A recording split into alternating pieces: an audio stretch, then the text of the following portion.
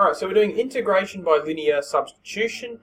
This is a second part here. This one's a little bit different because in the past we've said if we're doing linear substitution, we've got to have a linear equation, like an mx plus c. And it's not immediately apparent in this question that you have an mx plus c. But if we just tear it apart a little bit, we can say e to the 2x is the same as e to the x squared. And e to the x, we can sort of treat that as its own variable. So we could say e to the x is just k. Okay, so if e to the x squared is the same as k squared, then down the bottom here, we can say that e to the x plus 1 is equal to k plus 1. That is a linear equation. So because we can treat both of those as like their own little piece, we can do a linear substitution here. So that means that first step of our linear substitution is saying that the linear thing is that. So you don't need to worry about k's and k squares. You're not going to do that in this. That's just an explanation of why we can treat this as a linear substitution. Now u equals e to the x plus 1. So if we let u equal that, we can say that the derivative of u with respect to x is just e to the x.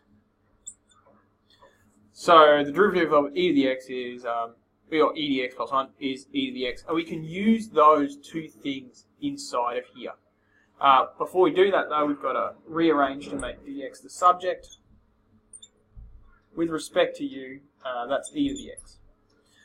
So, rewriting that in terms of u, we have something like integral e to the 2x times e to the 2x is the same as e to the x times e to the x. Now you'll see why I've done that in a minute.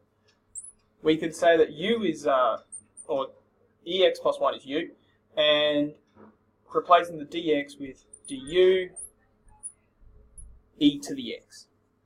Now, this is pretty good at the moment, but there is a small issue. That e to the x and that e to the x is going to cancel out, but then I'm still going to get stuck with that e to the x here.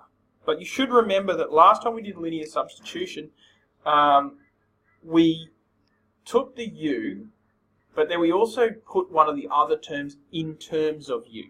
So what I mean by that is if u equals e to the x plus 1,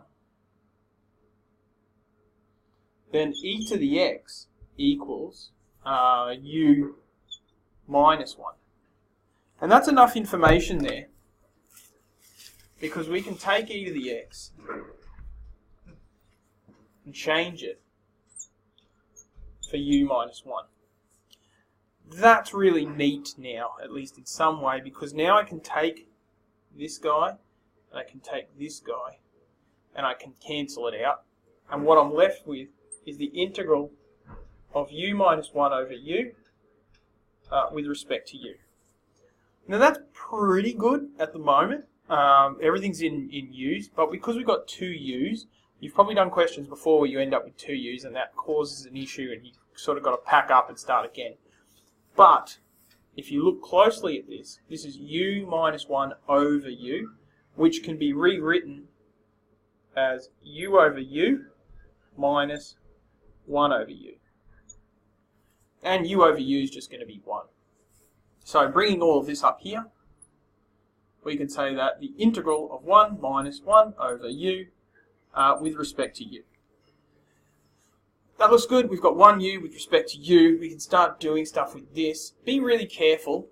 Some of us are going to look at that and say that's u to the negative 1, and we'll start integrating u to the negative 1, which as if it's just a simple polynomial. But 1 over the unknown, 1 over the x or 1 over the u, that's log.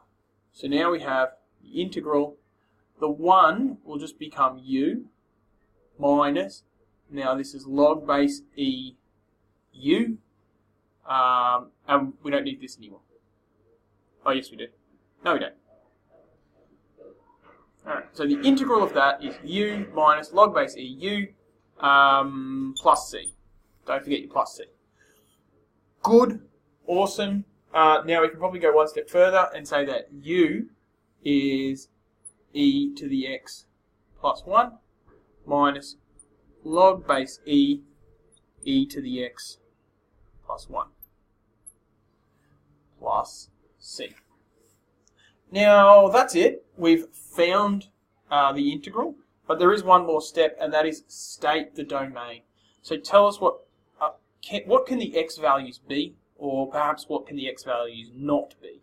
Maybe the x values can't be negative, maybe they can't be 0, maybe whatever. So easiest way to do that is to treat each of the places where you see the x in turn and see if they work. So e to the x, can that be e to the 1? E to the 1, that'll be a number, so that's fine. E to the 5 would be a number, so that's fine. E to the 0 would be 1, that's fine. E to the negative 5 would just be 1 over e to the 5, which would also be a number, so that's fine. Over here. Now, you should remember the thing that might cause us an issue is that in a log,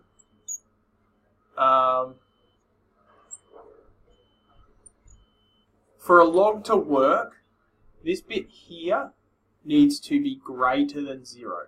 Alright, so should really write that properly. Log base e f of x, that only works if f of x is greater than 0.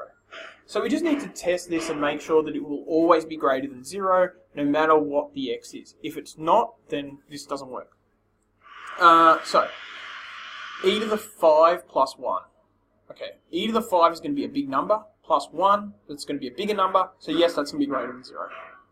E to the 0 plus 1, e to the 0 is 1, plus 1 is 2. Good, that's going to work. And that's going to be greater than 0. And e to the negative 5 would be 1 over e to the 5, which would be a small number, but it would still be a number greater than 0.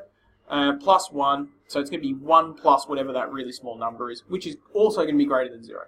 So whether x is 0, positive, or negative, it will still work. So stating the domain is x can be all of the real numbers. Alright, linear substitution, two things here. Integrating using linear substitution, even though it's not immediately apparent that it's linear, and then testing the domain to see what the domain is.